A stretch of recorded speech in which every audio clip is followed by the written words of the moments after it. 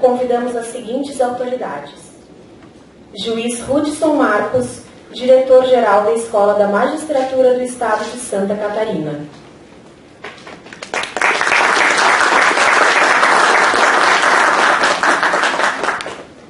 Professor Orlando Celso da Silva Neto, professor de Direito Empresarial da Universidade Federal do Estado de Santa Catarina.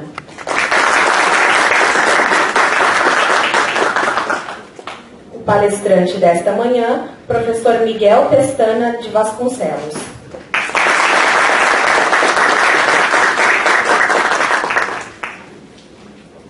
Registramos a presença das seguintes autoridades: Juiz Fernando Speck de Souza e os professores da UFSC Guilherme Henrique Lima Henning e Rafael Petef da Silva.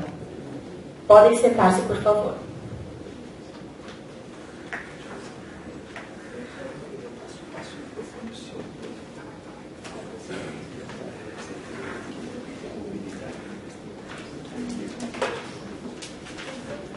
Senhoras e senhores, passamos a palavra ao juiz Hudson Marcos.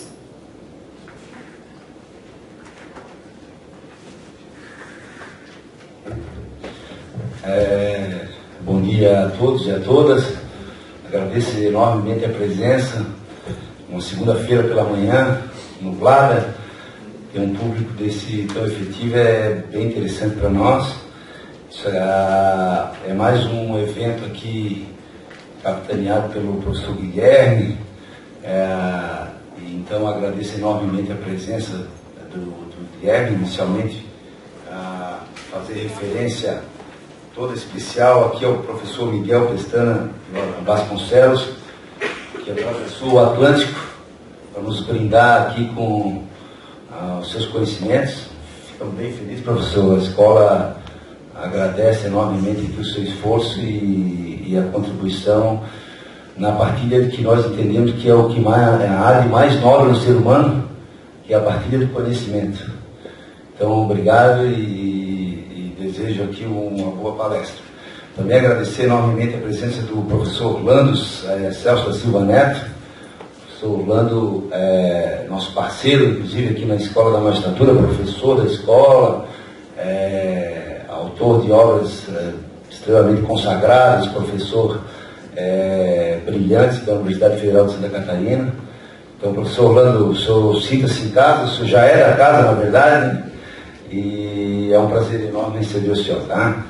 Queria fazer uma referência toda especial, então, ao Fernando Speck, nosso colega juiz aqui, a Viviane Speck, que não tem poupado esforços aqui para no engrandecimento da escola, especialmente o Fernando, que já segundo evento que nós conseguimos capitaneado aqui pelo Fernando e pelo professor o Guilherme Henning, para trazer os debates aqui da academia, que tanto interessa aqui para a formação dos nossos alunos da escola, para os colegas juízes, servidores, enfim, para a comunidade acadêmica em geral, é bastante interessante. Gostaria de fazer uma saudação especial também ao professor Guilherme, que tem sido um parceiro nosso, tanto da Escola da Magistratura quanto da Escola da Academia Judicial, né? Temos feito algumas reuniões lá, tem se prestado a sair com sacrifício dos seus afazeres, e reuniões para a organização dos eventos. O professor Guilherme, agradecemos enormemente a presença e o seu apoio. Bem, gostaria de fazer referência aqui e agradecer a presença do nosso professor também, o Rafael Petef da Silva. Professor, é um orgulho termos aqui, e o senhor é sempre muito bem-vindo aqui na Escola da Magistratura, uma referência, professor que teve uma passagem brilhante aqui na escola, e sempre é bom contar com a sua presença, professor. Gostaria de fazer uma referência toda especial ao meu grande chefe, Cláudio Regis Figueiredo Silva. O Cláudio é um dos baluartes da escola aqui, para quem não conhece, choveram molhado, mas a escola atingiu um patamar de excelência, de formação e recrutamento de juízes, graças ao trabalho do Cláudio, não é exagero nada dizer isso.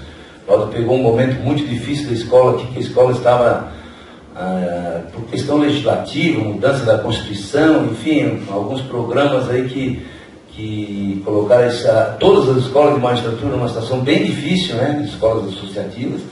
E hoje, só para você ter uma dimensão disso, nós temos pouquíssimas escolas associativas como SMESC no Brasil.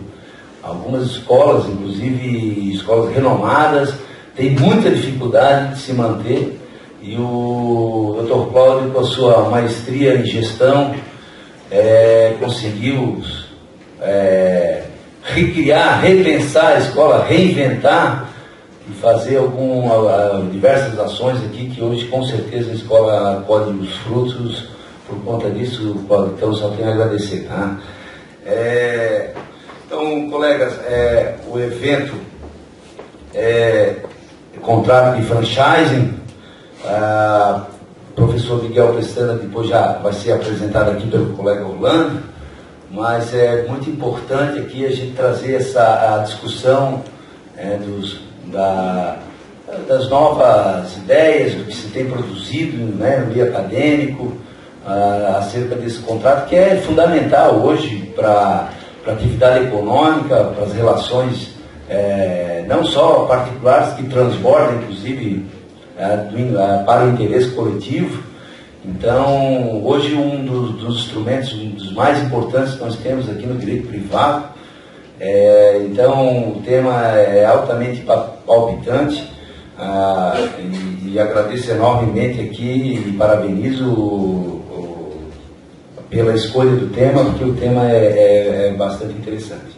Então, gostaria mais uma vez de agradecer a presença de todos e todas aqui, dizer que é uma satisfação recebê-los na nossa casa, aqui na Escola da Magistratura. É uma escola que é aberta, sempre foi aqui à comunidade acadêmica. E nós estamos apoiando diversos eventos jurídicos, inclusive a Semana Jurídica da Universidade Federal de Santa Catarina, que se aproxima agora. A Escola da Magistratura, inclusive, é patrocinadora do evento, e diversos outros eventos aqui que sempre tem mobilizado aqui a comunidade acadêmica como um todo. Então, agradeço a todos e desejo um excelente trabalho. Muito obrigado.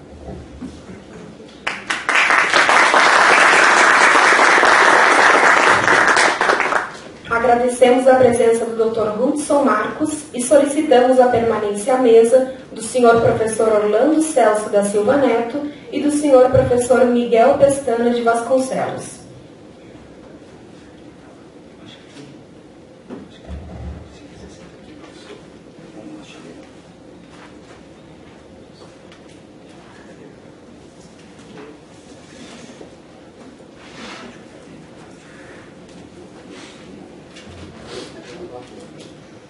Senhoras e senhores, passamos a palavra ao professor Orlando Celso da Silva Neto para a leitura do resumo do currículo do palestrante. Muito bom dia a todos. É uma honra para todos estar aqui presente. Agradeço o convite e passo a leitura do currículo do professor Luiz Miguel Delgado Parentes Pestana de Vasconcelos. Esse é o currículo resumido, né? Ele é licenciado pela Universidade Católica do Porto, mestre em Ciências Jurídicas e Empresariais pela Faculdade de Direito de Coimbra, doutor em Direito pela Faculdade da Universidade do Porto, agregado pela Faculdade de Direito da Universidade do Porto, professor da Porto Business School, autor de múltiplos artigos, capítulos de livros sobre direito bancário, direito das garantias, direito da insolvência, recuperação de empresas, direito comercial e direito às obrigações. Realizou conferências e lecionou em diversas universidades portuguesas, europeias, africanas, chinesas e do Brasil. É também bolsista e investigador do Max Planck Institute, em Hamburgo. É membro do European Law Institute, da Society of European Contract Law, da Associação Alemã Lusitana de Advogados e Comunidade de Juristas da Língua Portuguesa. É professor catedrático da Faculdade de Direito da Universidade do Porto, jurisconsulto e vice-presidente do Conselho de Representantes da Faculdade de Direito da Universidade do Porto. Com isso, passo a palavra ao nosso convidado, professor Luiz Miguel, para que faça a sua apresentação. Muito obrigado, Sr. Doutor. Em primeiro lugar, muito bom dia a todos.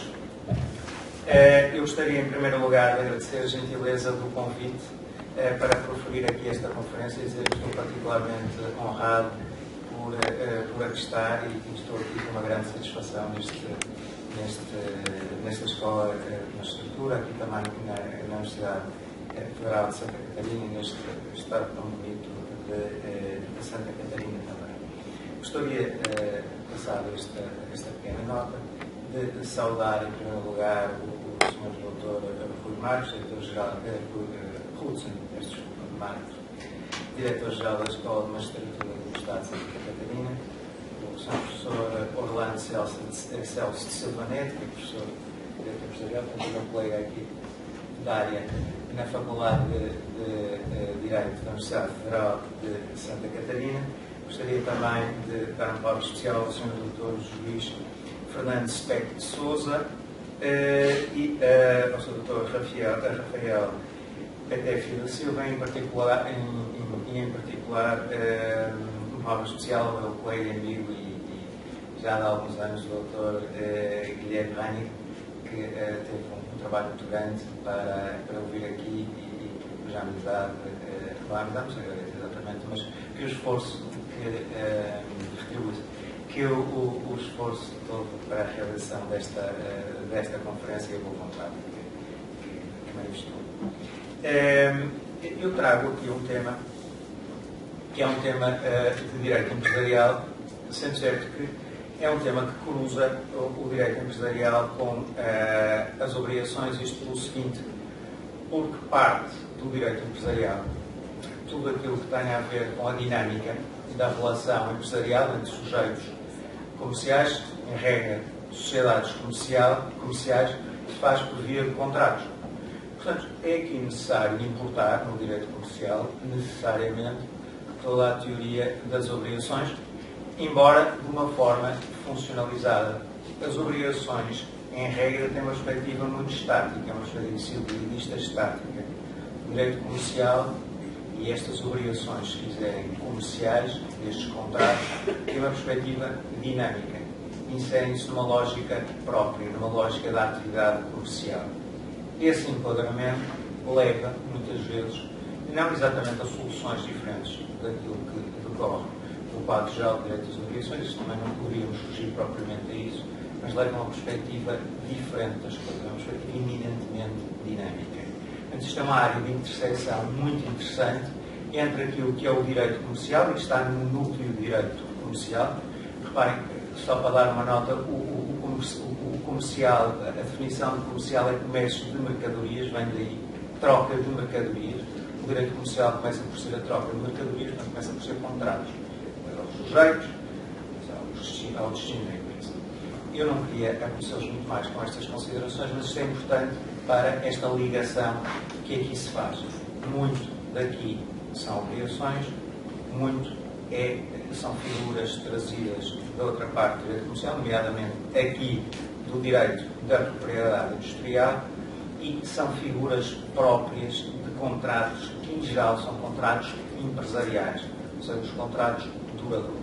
Os contratos duradouros, em regra, são celebrados entre empresas, contratos de fornecimento, contratos sucessivos de compra e venda, de concessão, de agência, etc. São contratos duradouros que assentam numa relação de confiança própria que não existe.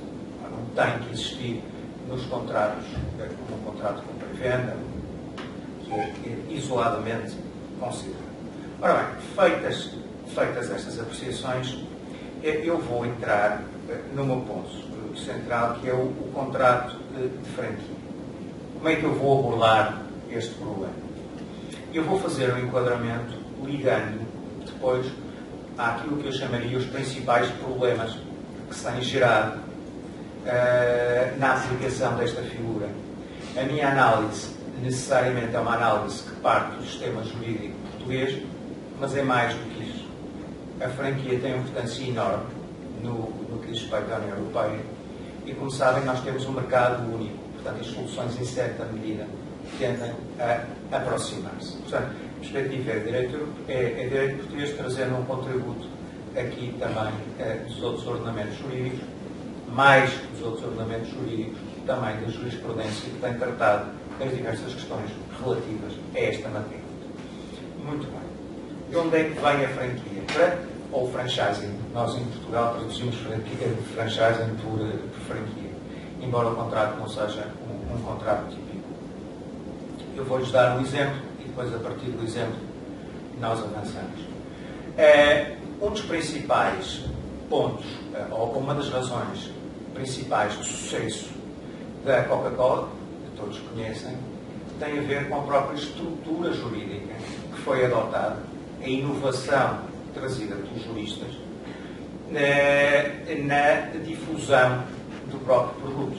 Voltando um bocadinho atrás, no início do século XX, no início do século XIX, início do século XX, a Coca-Cola era uma bebida que se vendia na Geórgia, caramelizada e com, parece que outras coisas também pelo meio inicialmente, mas que não tinha, um sucesso local. A Coca-Cola conseguiu fazer o seguinte: eles criaram a fórmula de sucesso, mas difundiram imenso nos Estados Unidos. Porquê? Porque eles apostaram na difusão da marca, foram muito fortes no início, e criaram uma rede enorme, não montando eles as fábricas, não montavam produção, mas utilizavam fábricas, a que permitiam o uso da marca, de que eles publicitavam genericamente, eles Coca-Cola, e que passavam a fórmula de sucesso. O que quer dizer que de repente a Coca-Cola estava expandida por todos os Estados Unidos e depois dos Estados Unidos por aí fora. Portanto, eles criaram, a nível industrial, pela primeira vez, o contrato de franchising.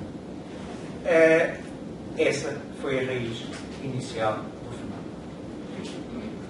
O contrato, a franquia depois, que hoje em dia não diz respeito ao franchising, não diz respeito, e nem é o caso mais importante, à franquia industrial, difundiu-se e tem-se difundido muito, a nível quer da distribuição de bens, e aí é um fenómeno de integração total entre o produtor ou o distribuidor de bens e aquele que está no fim da linha, ou então no que diz respeito à prestação de serviços.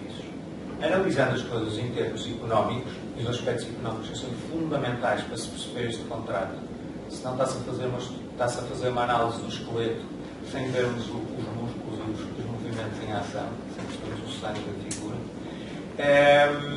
A franquia, neste momento, é dos principais instrumentos, dos principais contratos empresariais que se celebram, quer em Portugal, quer na Europa. Nos Estados Unidos também.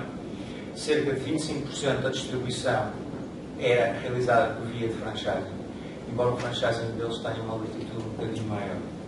Mas é difícil nós não entrarmos, por exemplo, em Portugal, no centro comercial, no shopping center, sem ver, bem, na verdade não se vê porque nós não sabemos, essa é uma das características da franchising, mas grande parte dos estabelecimentos comerciais, das lojas que lá estão, são em franchising. Então, o negócio de franchising é um negócio enorme, com dimensões que cada vez mais se tem vindo a desenvolver, mesmo para áreas que seriam em princípio insuspeitas. Então, tanto temos a Coca-Cola, como temos na distribuição o Benetton, como temos tudo que seja escola de línguas em Portugal, que também suponho são estabelecimentos franqueados, como temos também coisas mais pequenas, como a franquia de costureiros também. Uma coisa pequena, mas é uma franquia. Existe. Portanto, existe a todos os níveis. Existe também com muita importância, embora com regras diferentes, aqui no Brasil eu sei que não, franquia bancária, ou seja, um sujeito abrir um banco no regime de franquia. Isto tem problemas próprios que não vamos entrar aqui, portanto, problemas de regulamentação do sistema financeiro. Ora bem, se nós tivermos em conta que a vida comercial ela é feita através da prestação de serviços sucessiva e através da compra e venda, aquilo que é importante para o produtor a determinada altura, ou em certos casos, é a colocação do produto em determinados termos junto ao consumidor final. Não é indiferente ao próprio valor do produto, a forma como ele é colocado junto ao consumidor final. Portanto, ele tem interesse em controlar essa fase, o que significa aumentar também o valor do produto.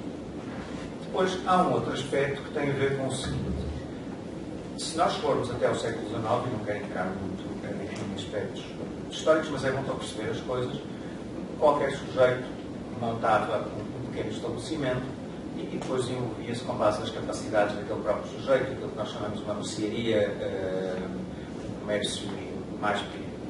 Hoje em dia, para um sujeito, e agora estou a falar quer de uma pessoa física, quer depois de uma pessoa jurídica, para ter sucesso no meio empresarial, ele tem que ter um conjunto de conhecimentos específicos que lhe permitam sobreviver num âmbito muito competitivo e depois tem que recorrer a um conjunto de elementos que lhe permitam aumentar a capacidade lucrativa. Tem que recorrer a uma imagem empresarial, ou deve recorrer, ou pode, neste caso, recorrer a uma imagem empresarial que está previamente fixada, e a imagem empresarial é essa de que ele se irá servir e que lhe serve como escudo, que lhe dá imediatamente uma posição no mercado. Não é a mesma coisa, por exemplo, montar uma escola de línguas para aprender inglês, simplesmente, ou montar uma escola de línguas que seja Wall Street Institute. É diferente. A capacidade, claro que Wall Street Institute funciona como uma franquia, a capacidade de atração do clientela é completamente diferente e a capacidade de desenvolvimento de negócios também é muito diferente. E eu aqui queria começar com um aspecto fundamental, eu discursei um bocadinho, mas queria começar com um aspecto fundamental, que é este. Na franquia, face ao público, não há distinção entre os estabelecimentos franqueados. Face ao público, não sabem sequer que o estabelecimento é franqueado. Aos olhos do público, é tudo a mesma empresa. São empresas diferentes, mas é tudo a mesma empresa. Portanto, o aspecto nuclear aqui é a imagem empresarial. Já vamos ver como é que se estrutura e uma imagem empresarial que é. Ora bem, portanto, dito isto, em termos muito amplos, o que é que caracteriza um contrato de franquia? Aqui um conjunto de elementos que nos permitem caracterizar o contrato de franquia. Esse conjunto de elementos são essencialmente 5. Eu estou-me a referir agora não a uma tipicidade legal. Não há um contrato típico previsto e regulamentado na lei. Isso não acontece. Em Portugal não acontece, na Europa, também não acontece. E já nos Estados Unidos, eu sei que no Brasil há uma lei específica, mas em termos de comunicação na fase pré-contratual, não há um regime específico no contrato de compra e venda. Estamos quase um contrato legalmente atípico, embora nominado, mas ele socialmente é típico. Ou seja, é possível definir os traços da realidade empresarial que permitem caracterizar esse contrato. E quais são estes elementos do tipo que nos permitem distinguir a franquia e caracterizar a franquia? Esses elementos são os seguintes. Em primeiro lugar, há sempre, ou quase sempre, uma licença de marca ou uma licença de outro sinal distintivo do comércio. Este elemento é decisivo por questões de identificação entre as empresas. Não havendo, não há identificação das empresas, não funciona, não é uma franquia. Em segundo lugar, no seio da franquia também, está sempre a transmissão do saber fazer ou de um know-how específico. Reparem, isto é tudo funcionalizado à melhoria das condições concorrenciais do franqueado. Em terceiro lugar, há sempre a necessidade de haver uma assistência que é prestada pelo franqueador ao franqueado. Há depois um direito muito intrusivo do controle da atividade do franqueado pelo franqueador. Em último lugar, o franqueado paga sempre pelo conjunto de serviços que são propiciados pelo franqueador, ou seja, um conjunto de prestações mundiais. Estes elementos, na sua globalidade, e já vou desenvolver cada um deles, ou pelo menos os aspectos mais relevantes de cada um deles, permitem gerar uma empresa, se me permitem a expressão, de facilidade, recorrendo a uma imagem, que é uma empresa clone. A franquia é um clone do franqueado, tem que ser igual. Mas isto como é que se faz juridicamente?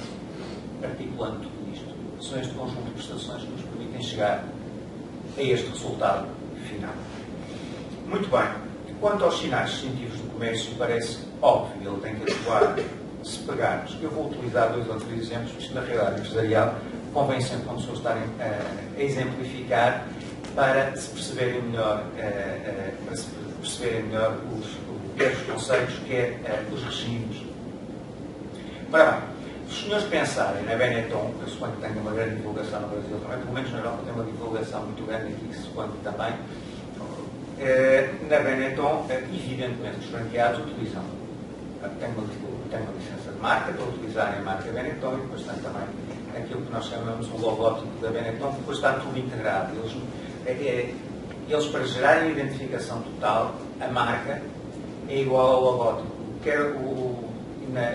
Isso não há propriamente a distinção entre o estabelecimento em si, aquilo que distingue a loja e aquilo que distingue a marca. Eles juntam tudo, misturam tudo, para se obter essa realidade, para se obter essa conformação. Em segundo lugar, temos o saber fazer, o know-how. O franqueador tem que transmitir ao franqueado um conjunto de conhecimentos técnicos que lhe permitam gerir a empresa e que lhe permitam gerir a empresa em condições de sucesso. Nós não estamos aqui necessariamente a falar de um saber fazer industrial. É o caso da Coca-Cola, eles têm aquela fórmula, o núcleo, que aliás os outros nem produzem, eles entregam, e depois há como é que se produz, a temperatura, o açúcar que se mistura. Isto é um saber fazer específico, é um saber fazer industrial. Muitas vezes este saber fazer não é, especialmente no que diz respeito à distribuição e à prestação de serviços, é um saber fazer de caráter organizativo ou comercial. Tem muito a ver com a capacidade também de um sujeito organizar e gerir aquela empresa. E com isto eu dou a seguinte nota. É verdade que muitas vezes os franqueados são grandes empresas que compram, não compram exatamente, mas utilizando uma imagem não em termos jurídicos, tirem a franquia, mas muitas vezes não. São pessoas singulares. São pessoas singulares que se querem, pessoas físicas, que são pessoas naturais, que se querem dedicar ao comércio. Não conseguem fazer de outra forma, têm investimento, e como é que eles fazem? Vão recorrer a um sistema de franquia. Essas pessoas não sabem, muitas vezes, gerir uma empresa. E, portanto, o conjunto de conhecimentos que lhes são transmitidos também para esse efeito. Por exemplo, se nós estivermos a falar de uma loja da Benetton, é muito importante saber onde é que se colocam as camisetas, onde é que se colocam os casacos, qual é a linha de vista. Aquilo tem tudo um conjunto de conhecimentos alicerçados já na experiência da empresa. Portanto, esse tipo de conhecimentos tem que ser transmitidos. Agora, que tipo de conhecimentos é que são? Eles têm que revestir um conjunto de características sob pena de ser uma fórmula vazia ou vazia de conteúdo, em que pouco ou nada traz. Isto muitas vezes acontece ao franqueado. Portanto, em primeiro lugar, ele tem que ser secreto. Secreto não significa que esteja dentro do segredo do negócio, não tem que estar. O secreto é o secreto relativo para aquele sujeito. Ou seja, cada um dos elementos deste conhecimento em si mesmo não são, na sua articulação, são de difícil acesso àquele sujeito. O secreto significa isso, caráter relativo, e a dificuldade daquele sujeito articular todos aqueles elementos para os pôr em funcionamento. Depois, e este aspecto em particular relevo, esse saber fazer tem que ser substancial. O que é que se quer dizer com isto? Tem que melhorar a capacidade competitiva daquele sujeito. Se nós tivermos, faça um saber fazer muito interessante, um saber fazer até bonito, mas que não melhora a capacidade concorrencial daquele sujeito, para este efeito, não é saber fazer. Isto era perguntar, mas qual é o relevo disso? Não é um verdadeiro contrato de franquia. E não sendo um verdadeiro contrato de franquia, tudo aquilo que nós vamos ver a jusante de um conjunto de problemas gerados pelo contrato de franquia tem impacto. É que muitas vezes estaremos simplesmente a uma licença de marca, mas não um contrato com estas características. Há necessidade, isso é muito relevante, a franquia internacional, e muitas destas franquias são internacionais. Em Portugal, por exemplo, temos uma franquia brasileira, ou tínhamos há algum tempo, que era o Boticário. Há necessidade de testar o saber fazer específico noutro mercado. Um saber fazer que resulta, por exemplo, na Suécia, vamos supor que estamos no âmbito da alimentação, não resulta necessariamente em Portugal, embora alguns resultem. Há uma loja sueca com grande impacto, devem conhecer, que é o IKEA. Não sei se tem muito no Brasil o IKEA. Não. Mas esse funciona bem. Agora, se nós estivermos, por exemplo, a falar de uma franquia de alimentação sueca em Portugal, talvez não resulte assim tão bem. Portanto, é necessário, em primeiro lugar, testar este saber fazer no novo mercado e, eventualmente, dentro de certos limites, adaptar o saber fazer ao mercado, ao mercado onde se vai instalar. Recorrendo a um exemplo que eu acho relativamente interessante, eu não sei como é que funciona no Brasil, não tenho frequentado a McDonald's cá, mas a McDonald's é um exemplo claro da franquia. Mas aquilo que eles têm feito tem sido fazer, mantendo o núcleo da atratividade, fazer um conjunto de adaptações locais. Isso significa que em Portugal, se forem a McDonald's, vai aqueles hambúrgueres todos que eles servem de todo lado, tem bifanas, que é um aspecto, são os bifes específicos. Portugueses têm pastéis de nata e têm café expresso, que não existe noutros lados. Nós em Portugal temos café expresso mesmo. O café para nós é expresso. Não há tradição de outro tipo de café. Mas se forem a Espanha, por exemplo, tem gaspacho, que é uma sopa fria tipicamente espanhola. E se forem a Itália, tem alguns elementos locais também, pizzerias, etc. Portanto, aquilo que eles fizeram foi uma adaptação local. Eles mantêm o núcleo, que é o essencial, mas vão fazendo adaptações locais. Temos depois o dever de estar... e depois há um aspecto importante, que é o dever de atualizar o saber fazer. Estamos a falar de um conceito dinâmico. O sujeito não pode criar um saber fazer específico, que tem um determinado relevo naquele mercado, mas permanecer estático. Não. O franqueado está a pagar. Ele tem que, se não desenvolver o saber fazer, há uma ilusão da capacidade concorrencial daquele sujeito. Isso não pode acontecer. Ele tem que manter a capacidade concorrencial daquele sujeito. E, como tal, tem que desenvolver constantemente o saber fazer. Há um assunto que eu não vou poder desenvolver aqui, mas dou-lhe só a seguinte nota. Um aspecto muito importante e muito relevante, mas que não dá para tratar tudo aqui, tem a ver com a capacidade do próprio franqueado de ele desenvolver saber fazer, que melhor a capacidade concorrencial do próprio franqueador. E se ele o pode ou não integrar, ele não pode. Tem que ser validado pelo franqueador. A questão é depois, e agora não vou entrar por isso, o franqueador tem que lhe pagar alguma coisa para desenvolvê-lo ou um determinado saber fazer que ele depois vai disseminar. Mas esse eu vou deixar um bocadinho. Depois há o dever de prestar assistência. O sujeito não pode ficar, o franqueado não pode ficar a gerir o seu estabelecimento sem o apoio do franqueador. Em quê? Por exemplo, contabilidade, aspectos jurídicos, que são particularmente importantes, muitas vezes também aspectos trabalhistas, seleção de trabalhadores, substituição de trabalhadores, se algum 2 ou 3 adoecerem ou um adoecer, é preciso a substituição de um sujeito, desenvolvimento das relações comerciais com os fornecedores. Devo dizer-lhes que este é um dos aspectos particularmente conflituosos, pois na prática, entre franqueador e franqueado. Porque o franqueador muitas vezes não tem a estrutura necessária para propiciar uma assistência que o franqueado requer. A estrutura implica meios, implica investimentos, isso não acontece nas grandes franquias, mas nas franquias mais pequenas é muito comum. Não há uma estrutura suficiente para dar resposta atempada às questões que vão sendo colocadas pelo franqueado.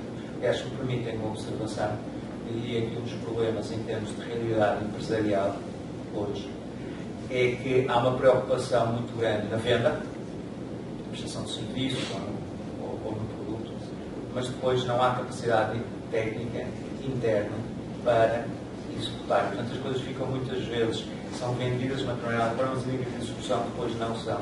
Mas eu vou fechar esse aspecto, mas esse é um aspecto aqui que existe na franquia.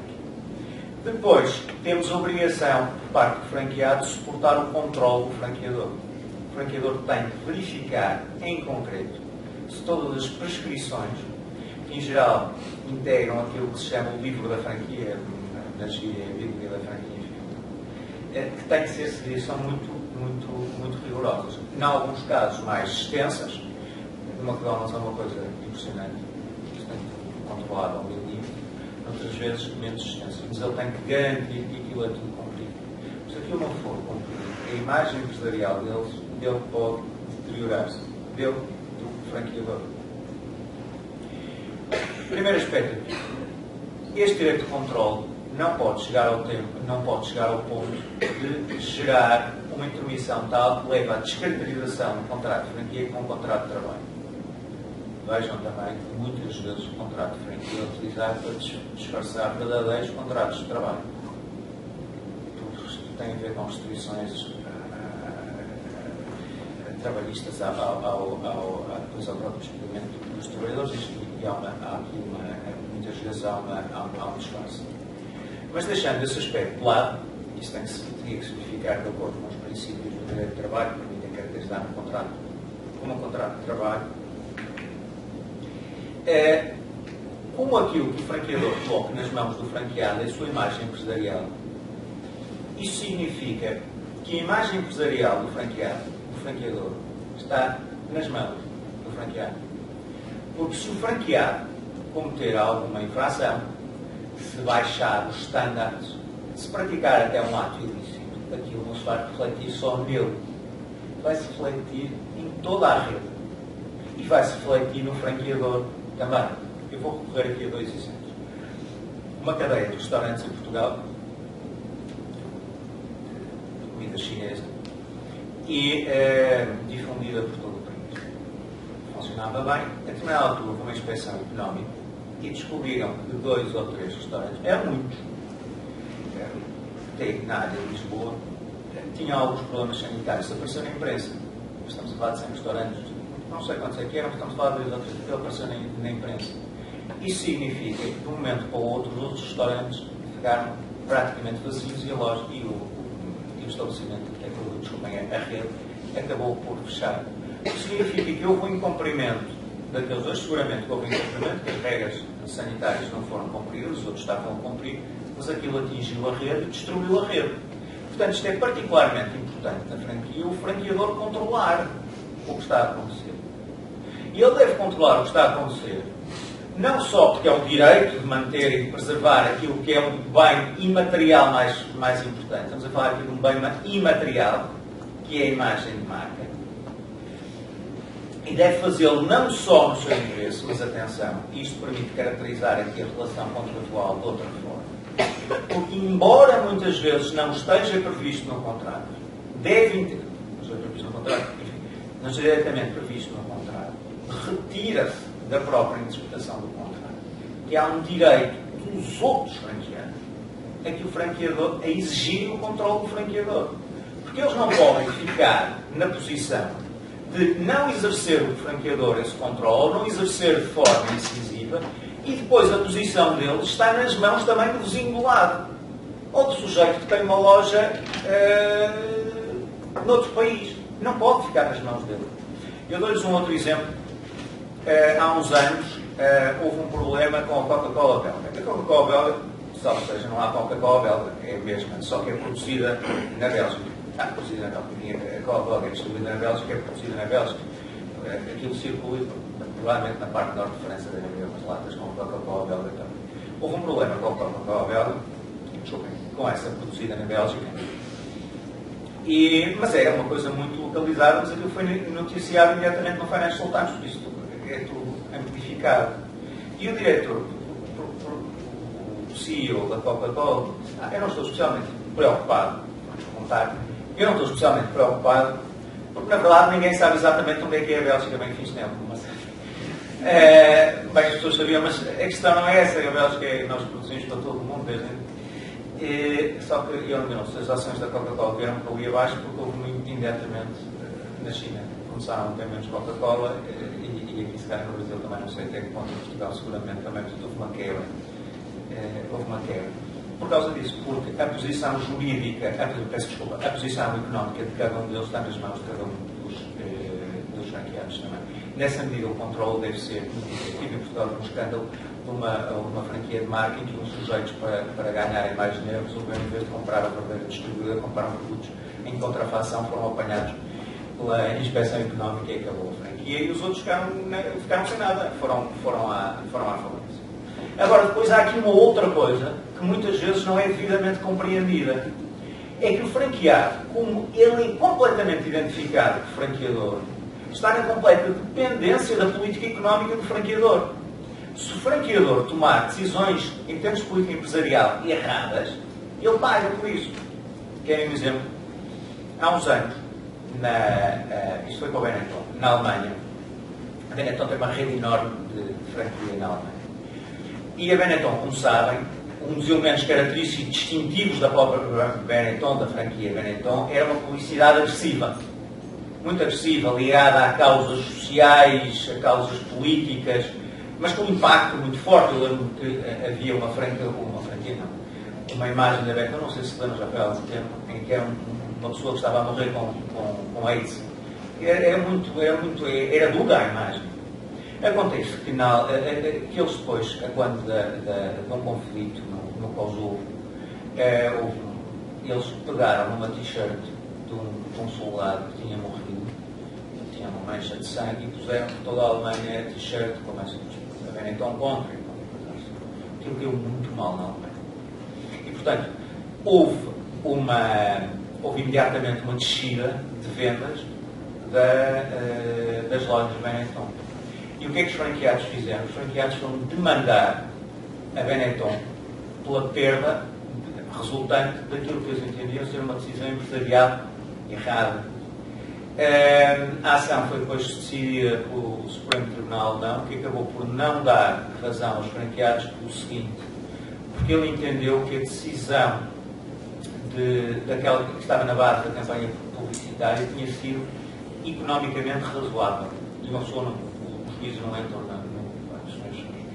mas não entram no caráter da razoabilidade empresarial que implica um certo risco. E a verdade é que a Benetton é das características, agora menos dela, andar ali na fronteira e, portanto, as coisas correram mal. Mas, economicamente, é razoável, portanto, eles acabaram por não obter uma indenização. Mas isto só para sublinhar este duplo elemento de dependência que muitas vezes não é devidamente compreendido. Há outra coisa que a Law and Economics americana chama o efeito free rider. Na franquia, muitas vezes, há o free rider e é essencial, por parte do franqueador, detectar quem é o free rider. Aqui suponho-se que poderia traduzir um bocadinho em português o free rider como um sujeito que vai à carona, onde nós dizemos ir à boleia, ou seja, vai mas não paga. Ou seja, é um sujeito que se integra na rede, que não cumpre as prescrições da rede com vista a maximizar o seu ganho. Só que isso, evidentemente, é um perigo muito grande para a rede. Portanto, o free rider é um elemento, o perigo do free rider é um elemento central na franquia, algo que tem que ser controlado. Ora bem, avançando um bocadinho, que eu tenho, deixando só alguns aspectos que eu tinha aqui de lado, eu diria só o seguinte, e no que diz respeito às prestações pecuniárias, há um pagamento inicial, chamado front money, e depois há pagamentos mensais que são chamados royalties, muitas vezes dependentes do volume de vendas. Nos Estados Unidos, em regra, há quase só o front money, e na Europa o front money é pequeno, mas há os royalties. Agora, há uma coisa que não tem sido devidamente sublinhada, que é outra fonte de elemento. É um outro elemento de lucro do franqueador que não está aqui incluído. Com frequência, o franqueador vende bens ao franqueado, retira lucro da venda. Ou então concede a um terceiro, que também acontece muito na distribuição, o direito de produzir. A Benetton, por exemplo, não é ela que produz, ela tem uma estrutura muito ágil. Há um conjunto de fábricas, algumas em Portugal, que produzem, estas produzem os artigos da Benetton. Só que as lojas têm que exigir comprar, evidentemente que isso daí corre um lucro para a própria Benetton. Portanto, há três fontes de financiamento, não só do lucro. Isto muitas vezes não é devidamente sublinhado do franqueador. Em termos de qualificação, rapidamente a franquia é o que eles chamam de contrato quadro. Porque há um enquadramento da relação contratual assente numa relação profunda de confiança, que é isso que eu tenho tentado sublinhar. Há um elemento fiduciário fortíssimo na franquia. Não é um negócio fiduciário, muito uma alienação e garantia que nós aqui temos, um fiduciário único e estritamente no que diz respeito ao núcleo e à densidade da confiança que une as partes. Evidentemente que é um contrato quadro, que no âmbito da franquia depois vão celebrando diversos contratos, compra e venda, etc. Depois, eu vou deixar aqui de lado um aspecto que é particularmente relevante, mas eu não posso tratar os problemas todos, que têm a ver com o seguinte. Só deixo uma pequenina nota. que é aquilo que os americanos chamam Financial Misrepresentation. Isto na fase pré-contratual. Ou seja, informações financeiras que não estão corretas. O franqueado não vai investir sem lhe darem informações, sem lhe darem estudos de mercado, informações financeiras quanto à potencialidade de ganhos. Não vai investir. Acontece que pode dar-se o caso, e muitas vezes está, elas não são forjadas, mas estão mal feitas. Às vezes são mal feitas até por uma agência ou por uma empresa a quem se pediu para realizar o estudo do mercado e depois, em concreto, o franqueado acaba por ter dificuldades. Não, porque não tem a ver com o risco do negócio, porque o risco do negócio, necessariamente, isso faz parte das empresas. Mas porque foi mal feito. Isso é o que se chama financial, informação financeira errada, e nesse caso eu entendo que tem direito à anulação do contrato com esse fundamento. Só uma nota. No que diz respeito ao estabelecimento franqueado, há aqui uma limitação muito grande. Os senhores montam uma loja da Benetton. Os senhores montam uma loja de roupa, ou que seja, e dão-lhe um nome qualquer, federal, eu não sei, um nome qualquer, tanto faz. Ou então montam. Agora, se os senhores montarem um estabelecimento, os senhores podem, em última instância, há pessoas que o fazem, não montam o estabelecimento ou a empresa para o explorar, só fazem, não. Isto é muito comum nos restaurantes. Montam o restaurante se quiserem e depois despassam, vendem o restaurante. Então, sistematicamente, a montar sistematicamente a vender, o negócio é esse, montam e vendem. Fazendo lucro na franquia, eles não podem fazer isso. Eles não podem vender o estabelecimento franqueado. Porque como é um contrato celebrado intuito persona e sendo uma relação de confiança, eles não podem transmitir a posição deles de franqueado. Como não podem transmitir a posição deles de franqueado, não podem transmitir o direito à marca, não podem dirigir o crédito, a assistência, etc.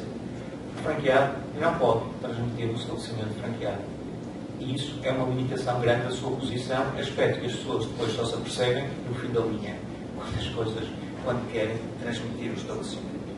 Eu agora focava-me, mais 10 minutos e não sou operacionais, focava-me só em alguns aspectos que têm a ver com a cessação do contrato de franquia, onde em geral há os problemas, é um pouco como um casamento. No casamento, os principais problemas são quando as pessoas se entendem, ou seja, que são no divórcio e na partilha de bens. Aqui nos contratos comerciais, os problemas são quando as pessoas se entendem, acabou o contrato e depois é preciso ver quais são os direitos e os deveres das partes.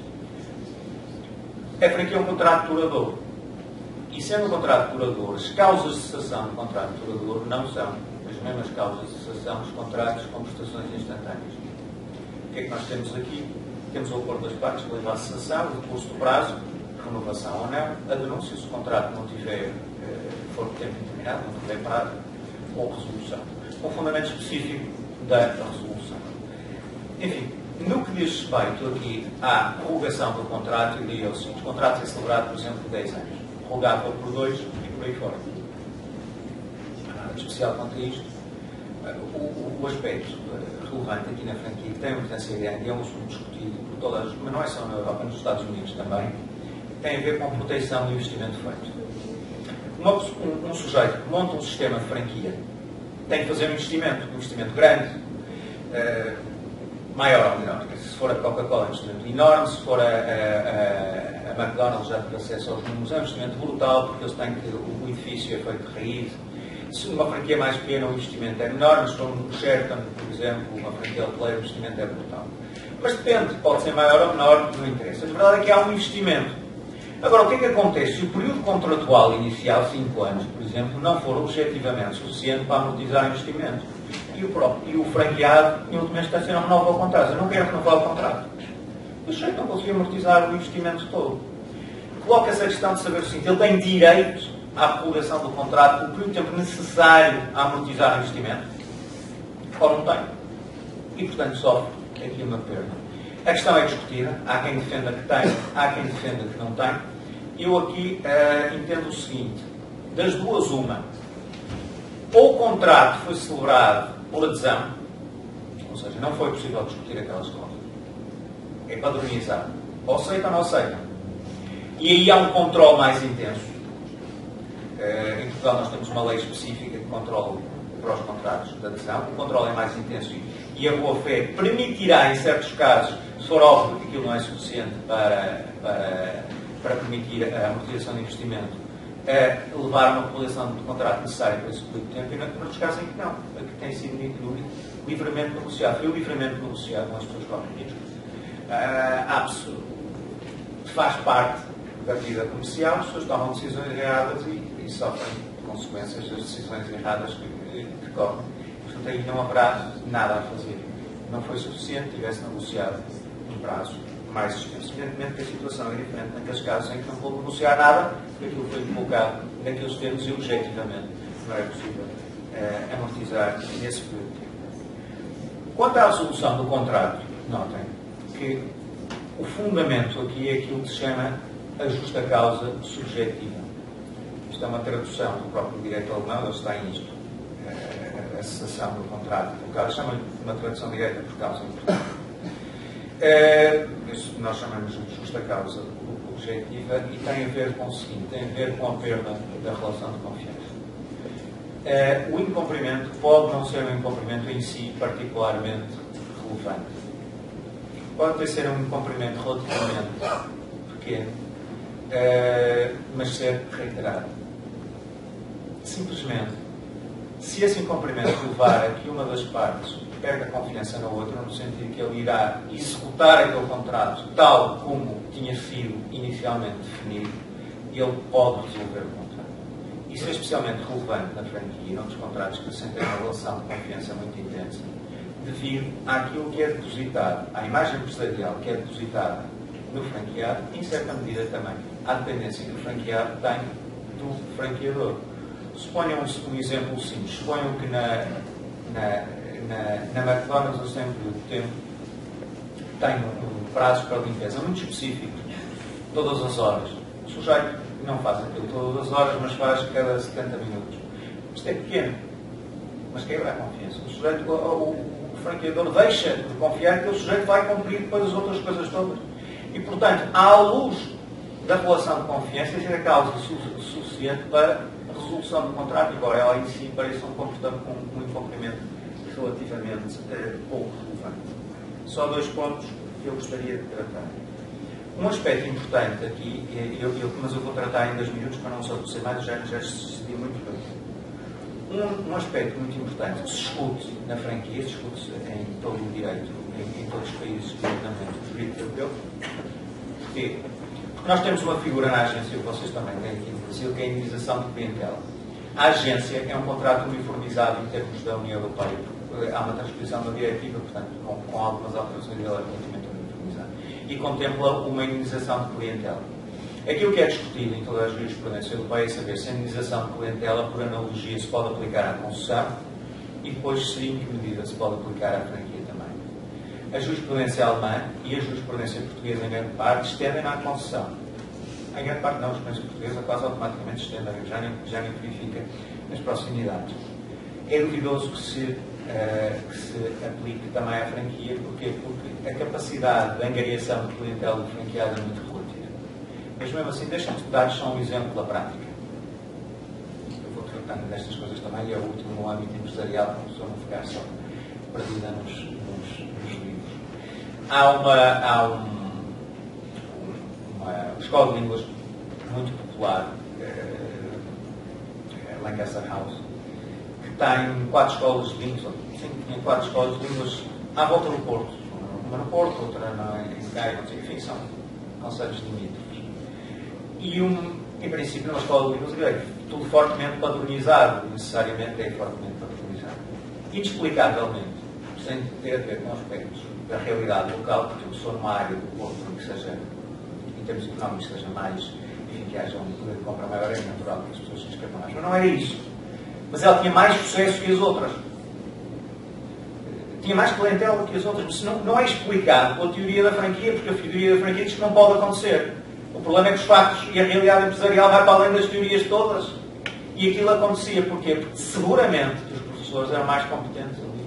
Ou eram melhores, ou há um conjunto de capacidades que são de caráter superior, e os professores sabem que isso é muito importante, de caráter subjetivo, que levavam a uma direção de clientela. Num caso desses, haveria lugar à direção de clientela? Mas provavelmente sim. Serão muitos os casos? Não serão muitos os casos. mas há a possibilidade disto acontecer. Notem, no entanto, que a indenização clientelar ao abrigo do direito europeu não é atribuída quando a cessação do contrato se ficar a dever ao franqueado ou ao agente.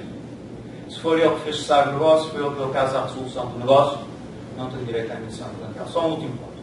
Tem a ver com o chamado destino dos bens em stock. Acabou o contrato de franquia. Benetton. Ele tem imensas, o franqueado tem imensas caixas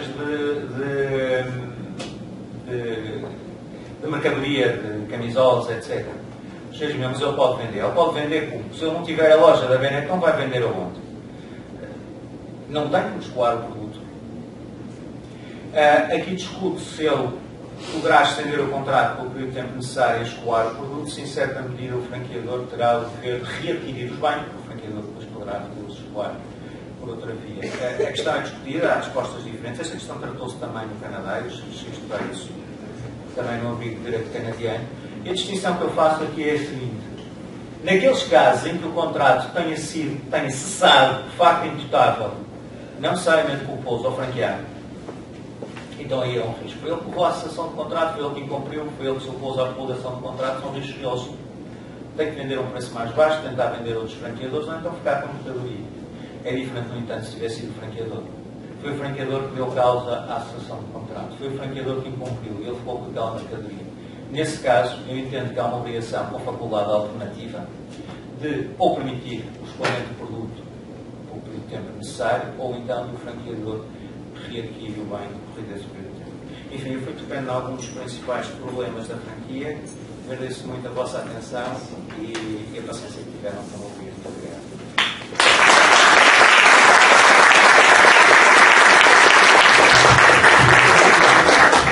Muito bem, agradecemos muito ao professor Luiz Miguel pela sua excelente exposição, trouxe uma realidade da franquia em Portugal e na Europa, que, para o nosso conforto, repete muitas das questões que nós enfrentamos na nossa prática aqui no Brasil também. Agora nós temos o momento aberto para as perguntas, né? A gente começa a ter várias aqui, mas vamos deixar a audiência fazer. Professor Petef, lá atrás, depois o nosso ao Pedro está lá atrás, e o professor Petef primeiro.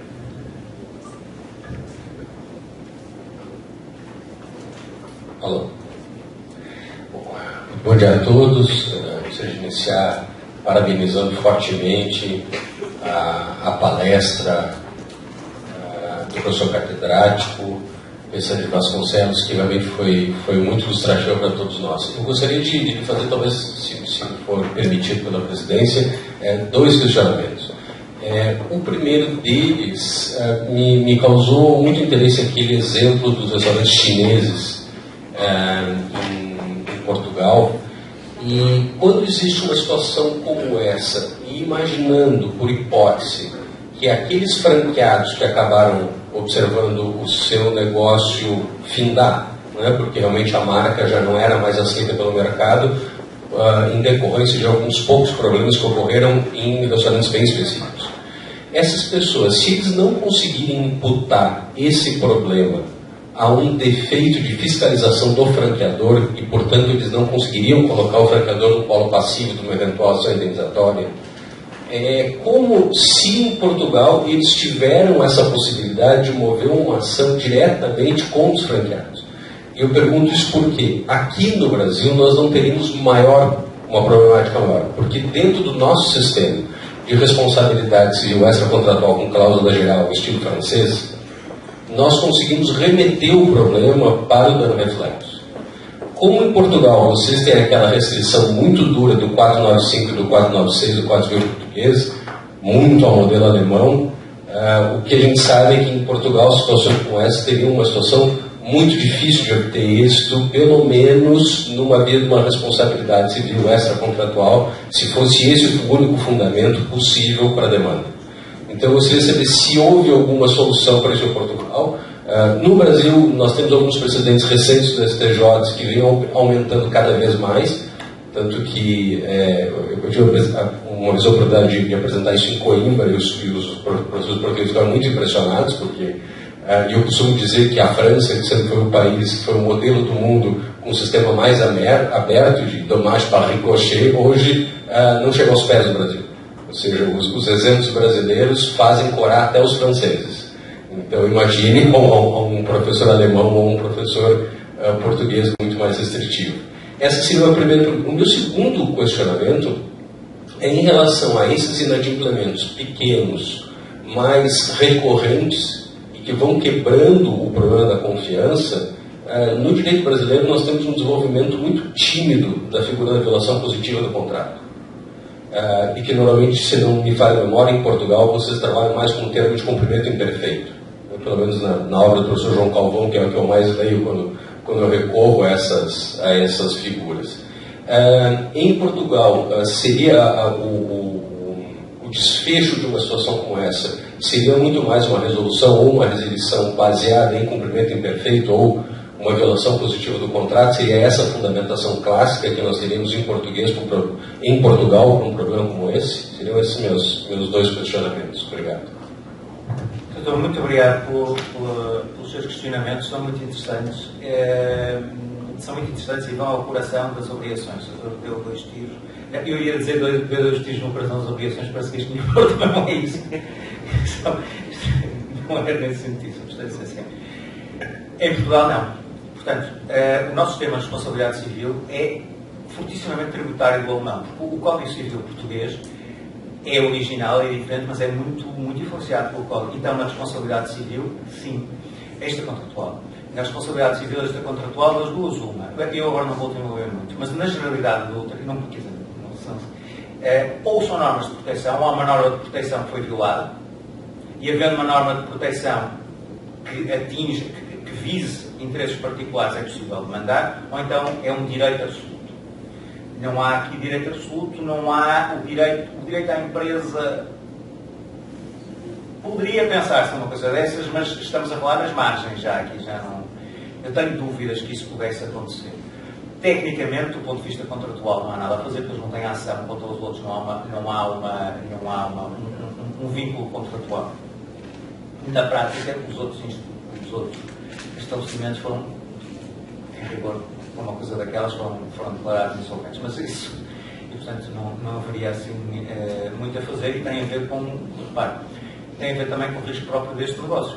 Há este risco, quer dizer, a franquia tem um risco acrescido para os franqueados estarem muito dependentes do próprio controle por parte do franqueador. Isso é um aspecto que eles têm que ter em conta. Há um risco específico deste negócio.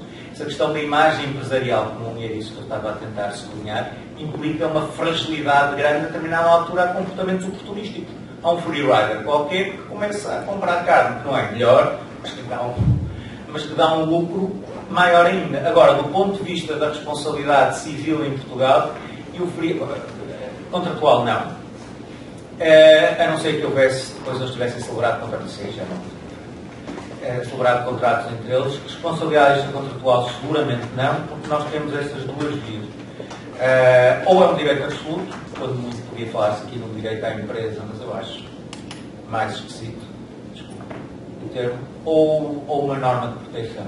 E não estão definidos quando seriam danos patrimoniais públicos e não seriam abrangidos. Quanto a outro aspecto, é uma questão interessante. Tem a ver com o seguinte: nós chamamos efetivamente nós somos também muito tributários da parte da doutrina alemã. Há um cumprimento imperfeito ou uma violação positiva do contrato. Mas, em regra, quando isso nós estamos a falar dos deveres laterais, decorrentes da boa-fé, dos deveres acessórios de conduta. Mas o ponto aqui é este. É que, na franquia, é entendido que a relação de confiança, de tal forma, relevante. Nós não estamos a falar de deveres laterais, estamos a falar de deveres principais de prestação. E agora é ver como é que esses deveres principais, para efeitos de resolução de contrato, qual é a projeção que o incumprimento desses deveres tem na relação de confiança entre as partes. Portanto, não estamos a falar de deveres laterais, estamos a falar de incumprimentos, de deveres que fazem parte do próprio conteúdo contratual, quando correm só da boa-fé, e ver o seu impacto na relação de confiança entre as partes. É nessa relação que temos que ver se há fundamento ou não de resolução do contrato, mas são vínculos principais.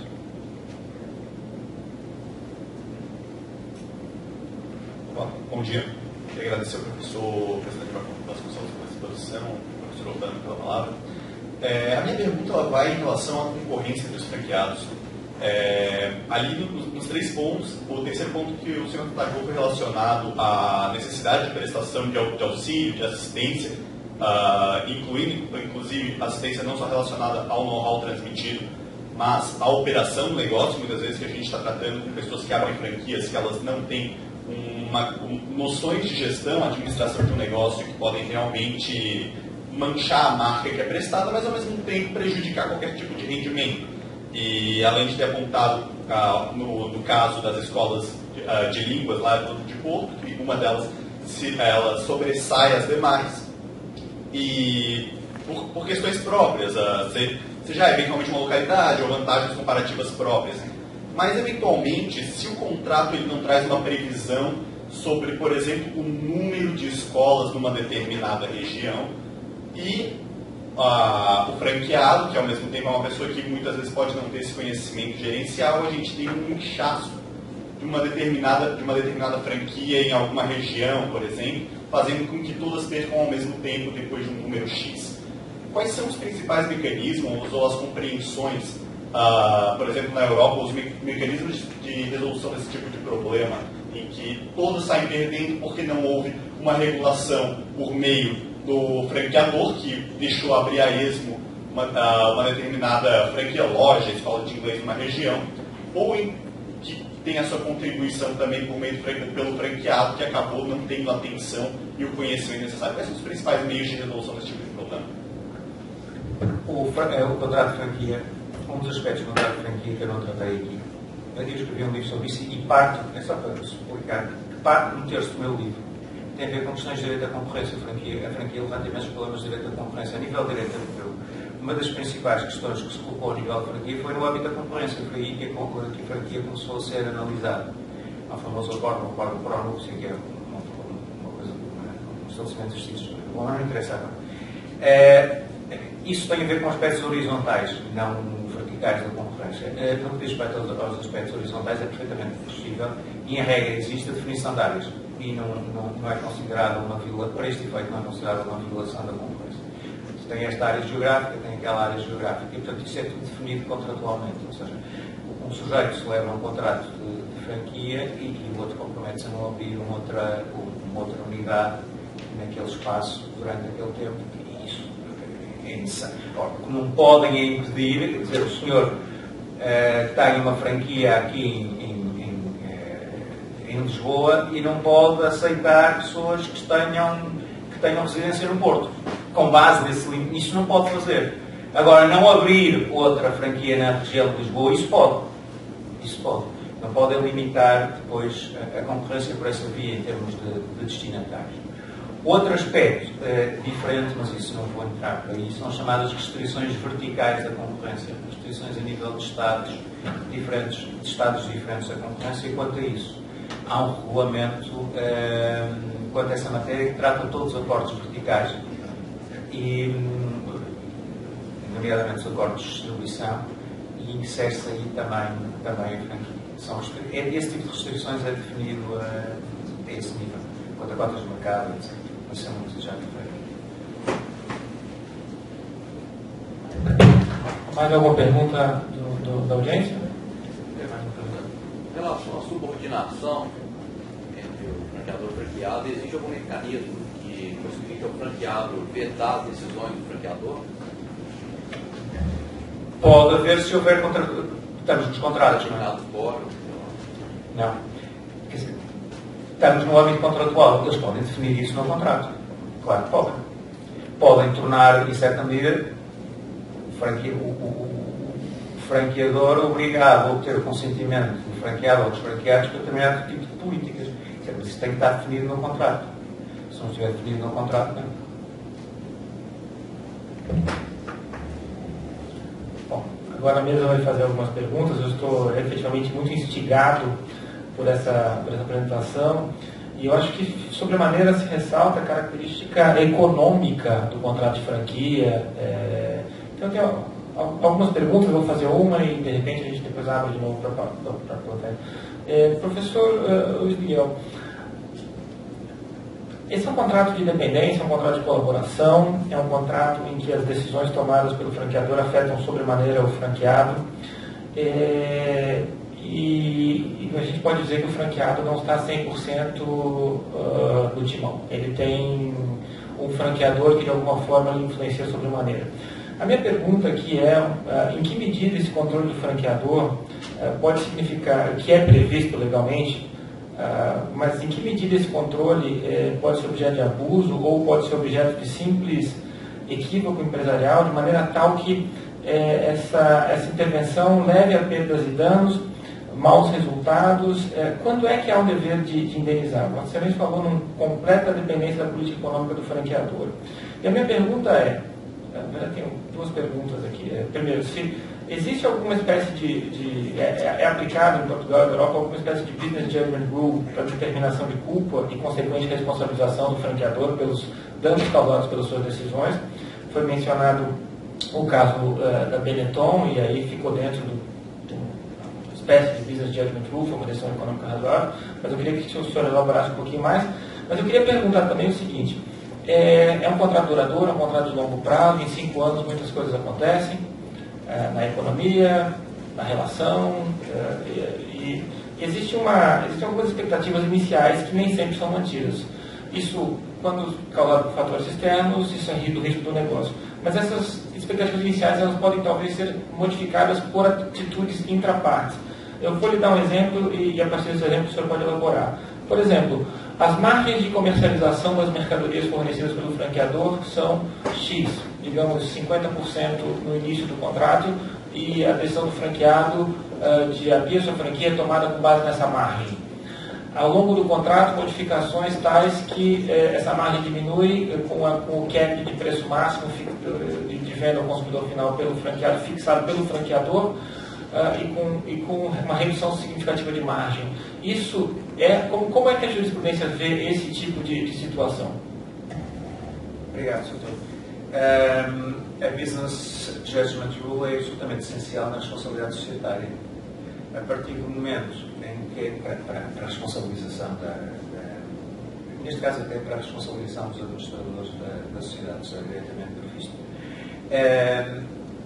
ela existe também para a responsabilização, o critério será o mesmo para a responsabilização de uma determinada empresa, uma determinada sociedade, do comportamento face aos outros elementos que com ela têm um contrato celebrado. Isto significa que uma decisão económica razoável, que está evidentemente dentro do quadro do contrato, a sindicância a posteriori não pode levar a que ela seja sancionada se, quando ela foi tomada, aquilo era um risco económico empresarial razoável. Depois correu mal, como muitos correm, as coisas acabam por não se verificar como as pessoas esperariam que elas verificassem. Portanto, evidentemente, existe também, neste caso, eu diria que não só relativamente aos administradores, porque está diretamente prevista no Código e no Código Civil das Sociedades, mas também no que diz respeito às decisões empresariais tomadas no âmbito do contrato de franquia, ou outros contratos com natureza semelhante à que a questão se coloca, o critério seria esse também. E neste caso foi o critério que foi utilizado pelo Supremo Tribunal Alemão para o franqueador não ser responsabilizado. O outro aspecto tem a ver com a alteração das condições económicas ou dos contratos duradouros, as condições de mercado, circunstâncias empresariais de diversa ordem, e até que ponto é que elas podem ter impacto na relação contratual, até que ponto elas se podem refletir na relação contratual. Isso é um tema muito interessante sobre o qual poderíamos estar aqui a falar muito tempo, e depois, porque são dos aspectos essenciais dos contratos comerciais, esses temas-chave, dos temas nucleares dos contratos comerciais. Eu orientei uma tese de doutoramento exatamente sobre isso, sobre o impacto e os deveres de adaptação dos contratos comerciais à própria alteração da realidade empresarial. Em termos de enquadramento, aquilo que nós temos no direito português é uma regra relativa à alteração das circunstâncias, em termos relativamente limitados. A alteração das circunstâncias implica que em termos económicos tem havido uma alteração, em termos da própria, ou então do enquadramento jurídico, não contratual, mas enquadramento jurídico geral, que tenha havido uma alteração de circunstâncias tais, supervenientes, circunstâncias absolutamente fundamentais para o negócio e que, e esse aspecto é essencial, estejam fora do risco do negócio. Porque se estiverem dentro do risco do negócio, a alteração de circunstâncias económicas e empresariais que estejam dentro do risco do negócio não refletem depois em termos de eventual impacto sobre o negócio. E existe, adicionalmente, que a exigência do cumprimento do contrato, nesse caso, seja contrária às exigências da boa-fé. Portanto, é muito restritivo e é admitido em determinados casos, mas a jurisprudência é especialmente restritiva. Depois vamos ver como é que a jurisprudência, e isso aqui é importante, porque estamos a falar também dos juízes, como é que a jurisprudência aplica esse critério de uma forma muito restritiva. Os juízes em Portugal e na Europa em geral não gostam de mexer nos contratos. Não gostam de mexer nos contratos. É o acordo das partes e só em circunstâncias muito extremas é que vão permitir mexer nos contratos. E não sei se tenho tempo, poderia dar uma vez exemplos quanto a isso, mas também não quero que eu vou receber mais mas só em circunstâncias muito específicas é que permitem isso. Depois mas isso há uma ampla discussão quanto aos contratos de longo termo e eventuais deveres de renegociação. É possível inserir cláusulas de hardship e se calhar, e depois sempre se podia dizer, bom, o senhor agora quer renegociar, porque não colocou uma cláusula de hardship no contrato? Se calhar eu também não aceitava a cláusula de hardship no contrato e o risco negocial aumentou por essa via. Portanto, teríamos que ver isso um pouco em concreto. A alteração das circunstâncias colocou-se bastante relativamente a uns contratos, e há uma imensa jurisprudência em Portugal sobre isso, aos contratos de swap. Contratos de swap financeiros por causa da crise económica. Verificou-se a crise económica e o que é que havia? Dando um exemplo. Aliás, o exemplo era mesmo esse. Eram contratos de swaps de taxa de juros. Nos contratos de swaps de taxa de juros há uma realidade económica subjacente. São contratos duradouros, evidentemente, se mantém-se ao longo do tempo. Realidade económica subjacente em que é possível variar e varia. Agora, o problema é que com a crise económica, as taxas de juros, por força da política monetária do Banco Central Europeu, vieram por aí abaixo, que foi injetado imenso dinheiro na economia. De uma forma completamente inesperada, as pessoas passaram a ter. Aquilo que tinham que pagar em termos de swap foi muito para além daquilo que seria, por simplesmente, expectável de acordo com o regular curso da política económica, mesmo com algumas alterações. Foi uma resposta económica, uma crise económica, foi uma resposta financeira por parte das autoridades monetárias, face a uma crise económica que, enfim, não era previsível, não era expectável. E depois isso havia aspectos de outra natureza, porque eles foram vendidos em massa, e havia depois questões de deveres de informação, que eu acho que até que se devia ter resolvido a questão. As pessoas não sabiam exatamente o que eram os swaps de taxas de juros, não é uma coisa muito fácil de discernir. Mas houve uma decisão do Supremo Tribunal de Justiça, que depois não foi seguida pela outra jurisprudência, que aplicou aqui a alteração das circunstâncias. Isso é uma alteração da grande base negocial. Alteraram-se as circunstâncias e permitiu a resolução do contrato. Mas estamos a falar em circunstâncias muito específicas. Depois, esta questão colocou-se também relativamente a outros produtos financeiros. Mas houve efetivamente um corte enorme. A crise económica, a crise financeira de 2007 e 2008 não teve um impacto no Brasil, acho que teve um impacto relativamente reduzido face àquilo que sucedeu nos Estados Unidos, face àquilo que sucedeu na Europa, portanto não devem ter problemas, não devem ter tido problemas, seguramente problemas de magnitude semelhante, mas lá houve muitos problemas que se geram dessa natureza.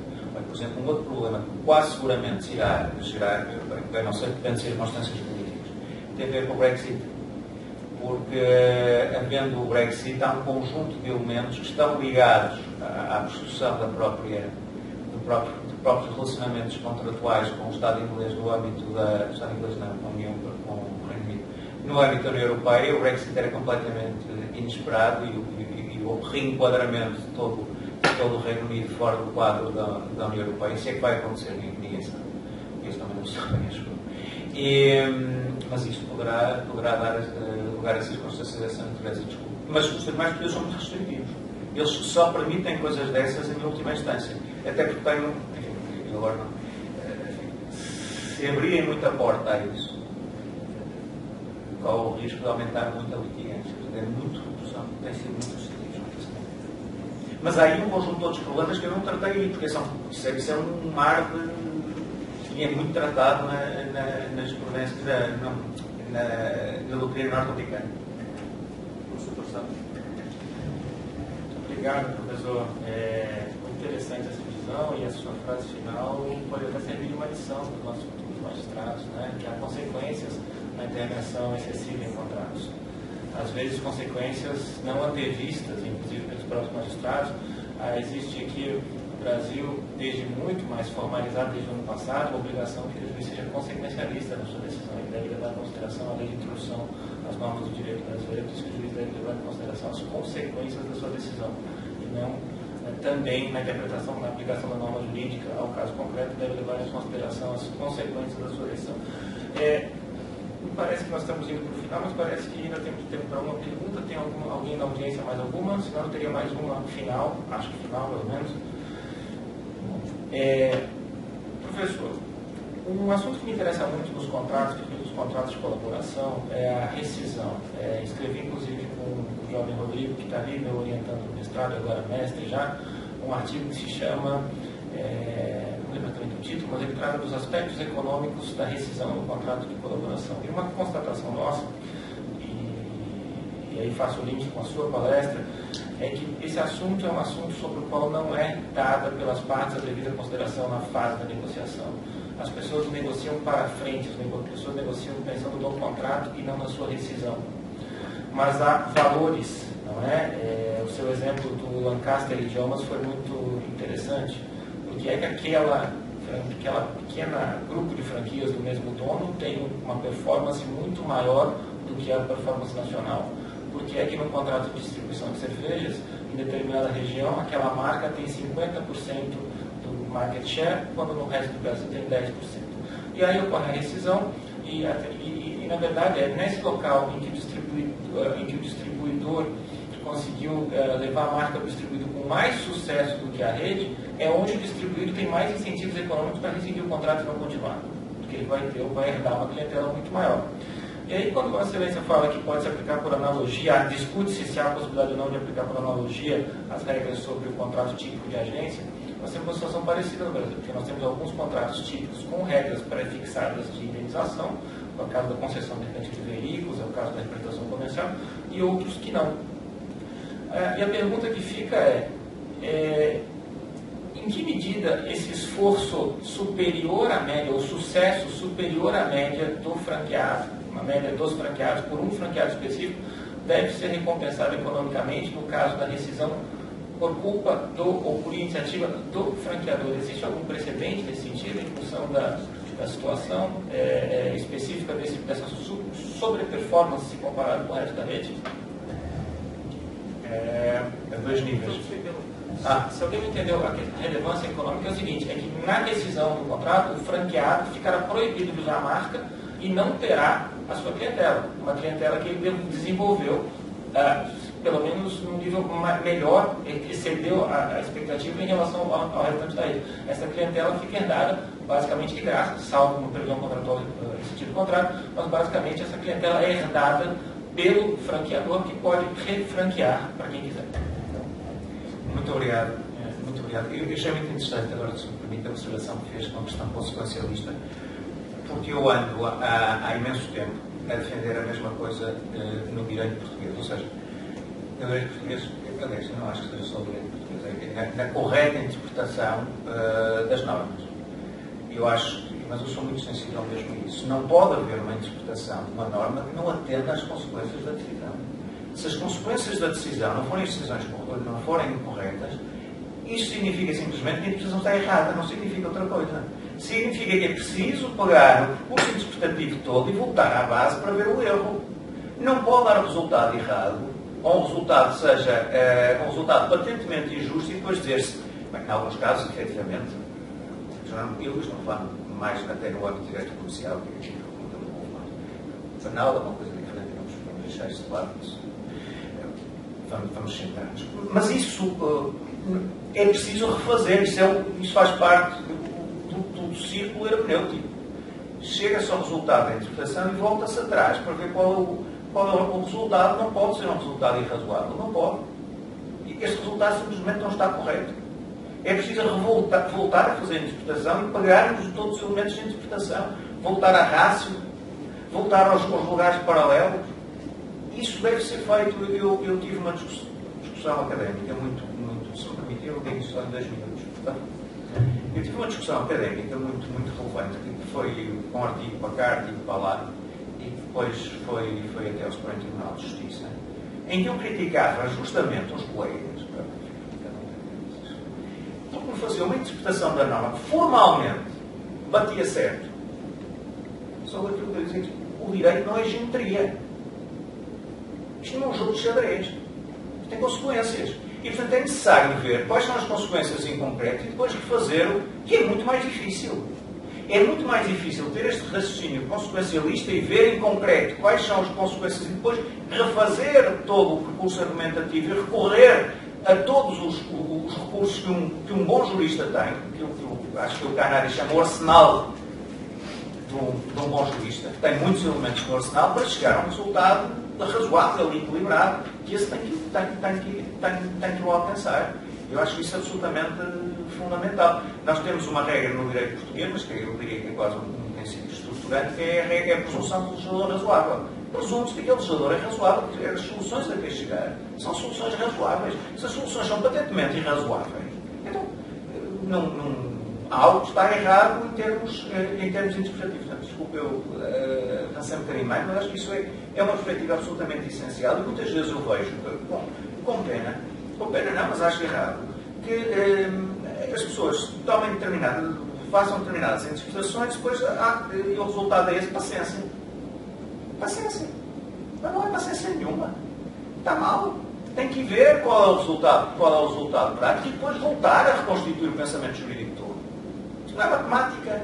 Senão a inteligência artificial resolvia ter os problemas todos. Senão, em alguns casos, os caras deixavam uma pessoa sem um braço e sem uma perna, porque se enganavam. Mas não é esse raciocínio errado. Eu sublinho muitas vezes isso. E no outro dia, se me permitir, eu prometo que eu sou um minuto, porque há muito com um ponto um bocadinho sensível daquilo que é a minha perspectiva do direito. Tive com um grande professor de direito português, que é direito administrativo, a professor Vieira Andrade, não sei se é um grande nome de direito administrativo. E ele dizia que grande parte das conferências agora que fazia para juízes em Portugal, dizia-lhes sempre: os senhores têm que atender às consequências das vossas decisões. Com o administrativo em Portugal, aquilo é mesmo é bem mais formal do que. Tem que atender às consequências das vossas decisões. Tem que atender, não pode ser de outra maneira. Não pode ser. Isto tem a ver muitas vezes com o concurso. Destruir o concurso todo por coisas que patentemente não deveriam levar a esse resultado. Tem que ter em conta os interesses que aquilo tem tudo. Agora, depois só uma outra, uma coisa que eu queria chamar a atenção. Uma coisa é a consequência em termos de resultado, razoabilidade, resultado da decisão.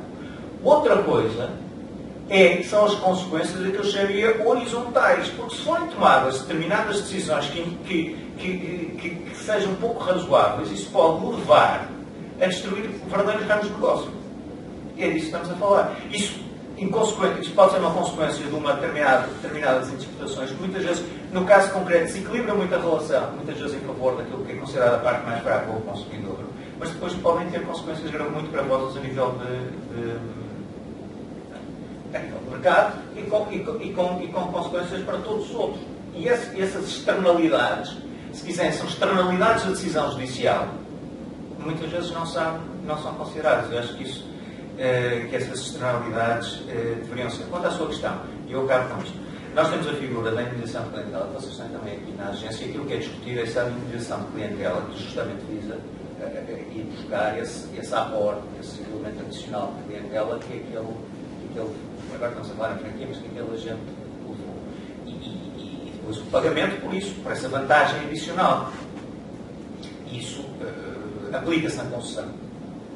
É quase de plano que os tribunais aplicam para a concessão comercial, para a distribuição comercial, e há dúvidas quanto à franquia. Mas agora deixe-me dizer o seguinte: mesmo que não existisse a norma e norma passível de aplicação analógica, como é óbvio, eu acho que haveria recursos suficientes no âmbito de enriquecimento sem causa para ir buscar aqui uma solução por essa via, devidamente interpretada pelas regras gerais das obrigações, no âmbito das especificidades próprias de contratos empresariais. Muitas vezes nós não estamos a ponderar, daí a relação forte entre tudo aquilo que será a técnica dura e difícil das obrigações e depois com os impactos dos contratos comerciais. Obrigado. Mais alguma pergunta? A última dessa vez? Senão nós vamos encerrar. Se não tiver mais perguntas, aí eu gostaria enormemente aqui de agradecer a presença do professor Luiz Miguel, do professor Orlando, que nos brindou aí com os ensinamentos que realmente são impactantes e de fato, muita coisa nós aplicamos no Brasil. Estava falando aqui com o Cláudio, o Cláudio juiz civil, eu sou juiz criminal, mas o Cláudio depara. Ele falou que recentemente julgou duas situações muito parecidas com essa que o professor falou aqui em vara civil, aqui em Florianópolis. Então, esse é um assunto que realmente nos preocupa diariamente, tem um destaque no judiciário bastante grande. Então, gostaria de fazer o registro inicialmente aqui da presença da nossa presidente, doutora Jussara Vancher. É um prazer enorme dizer que a Jussara tem dado todo o apoio para a escola, nas ações da escola, dizer que a escola tem atingido um patamar de bastante desenvolvimento por conta do apoio que a Jussara e toda a equipe aqui da IBC nos dá. Agradecer a presença do Fábio, que está aqui, nosso ex-colaborador da escola, agradecer a presença de todos. E se não tiver mais perguntas, então declaro encerrados os trabalhos. Muito obrigado a todos.